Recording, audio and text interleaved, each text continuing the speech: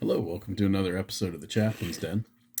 So, we're getting into the Christmas season, and of course, with that comes a lot of Christmas questions that people have.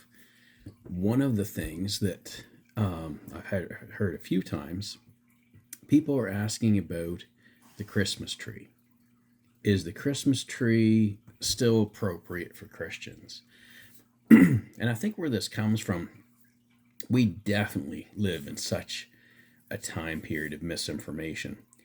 And what happens with Christmas trees, it's the same as everything else. People love to go back, if we can go way, way back when and find some little piece of something that we can dismiss, whatever it is that you hold dear, whatever it is that whether you hold sacred, whether you enjoy it, whatever it is, we're in a time period where people just have to try to take that away from you. And Christmas tree is a great example. If there's one thing that I could say to Christians especially, but anybody, if you have something that you enjoy, don't let people easily take that from you.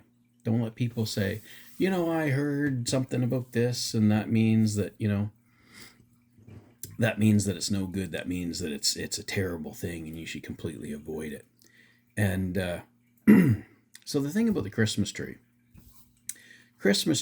as far back as we can go with the Christmas tree, it comes out of Germany, and it was a celebrational thing. It's the evergreen, of course, the symbol of you know eternal life at a time period where everything else in nature is not dying off, but like trees lose their leaves, of course, and the flowers go away, the grass disappears.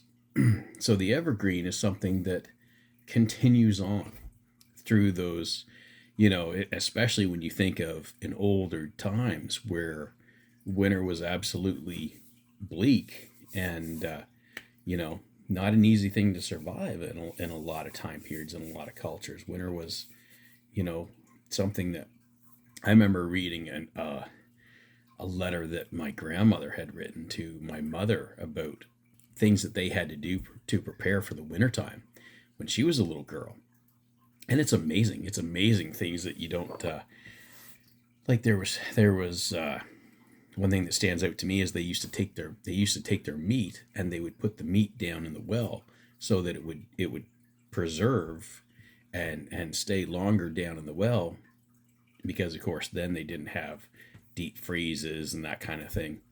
So getting through the winter, having enough food for the winter was, just not a common thing. It was just, I mean, it was something that people had to prepare for. It just, you couldn't take it for granted. You had to prepare for it.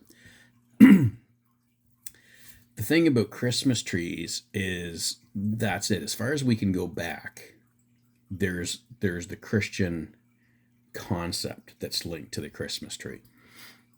Now, people will go back and say, well, there's pagan examples of trees. Now, what's funny is that you will see if you want to go back through the histories, is there examples of trees being used in Germany that were not Christmas trees? Well, obviously before Christmas there weren't Christmas trees. But what you see is, yeah, there was like tree shrines or something, but they weren't like a decorated thing. They weren't the same thing at all. They just happened to be a tree. That's the only connection.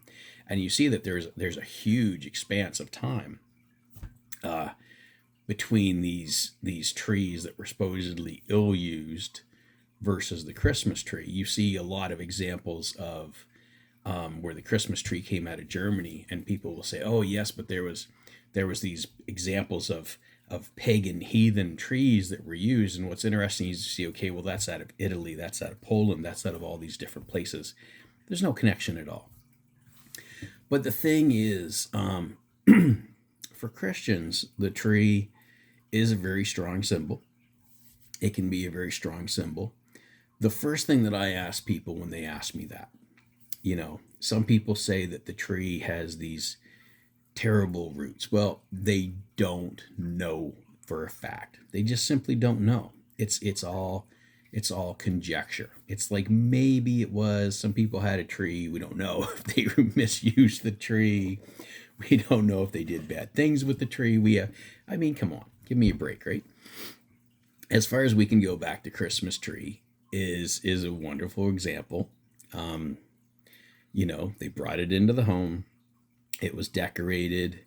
Um, I think the craziest thing is they used to put candles in the tree, which I mean, now you think of like, I'm sure they were extremely, extremely careful, of course, but just even the thought now is like, that's kind of crazy. But especially when you think about when Christmas trees start to get dry, right? I mean, man, that's a huge fire risk. But anyway, the first thing I say to people, what do you put on top of your tree? What do you put on top of your tree? Do you have the Star of Bethlehem on top of your tree? Then it's a Christmas tree. Then it's a Christian symbol. Do you have an angel on top of your Christmas tree? Then it's a Christian symbol. I have right here, this is an angel that my mother bought one year when we were in Florida at Christmas time, and she went to a Christmas shop. It was actually at Disney of all places. If you know Disney now, I mean they're trying to get as far from Christianity as they possibly can. But at that time, they had a store and they had all kinds of they had all kinds of things, and she saw this angel here and absolutely fell in love with it. And it's one my mother passed away quite a few years ago, so it's something that means a lot to me that I put on top of my tree. So this year when we decorate our tree, that's one of the things, and I'm able to tell that story and share that with my son.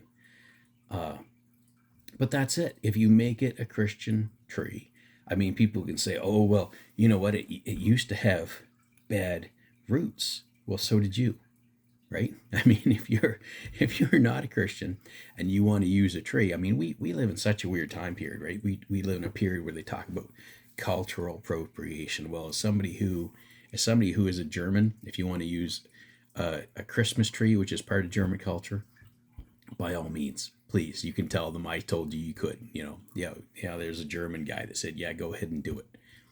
But as a Christian, yeah, that's for people to say, oh well, it might have had some negatives in its past. Well, as a Christian, you had negatives in your past, right? So it can be the exact same thing. You can say, well, maybe it did one time. I don't know. I used to. And now I celebrate myself as a Christian, and I don't hold myself up as a perfect Christian. I don't hold myself up as, this model person without sin or, anything else. I mean, that's just not the way it is. So it's one of those things. It's what it means to you. There's a lot of people that a Christmas tree is whatever. It's a fun thing. It has no symbolism as far as their faith. For a Christian, that's it. It's a celebration of the year. It's a celebration of the symbol of eternal life. The evergreen is a symbol of eternal life. You decorate it as part of the celebration. And like I say, what you put on top obviously clearly defines it. If you have a religious symbol, if you have a star, or you have an angel, or whatever you have, that defines what the tree is.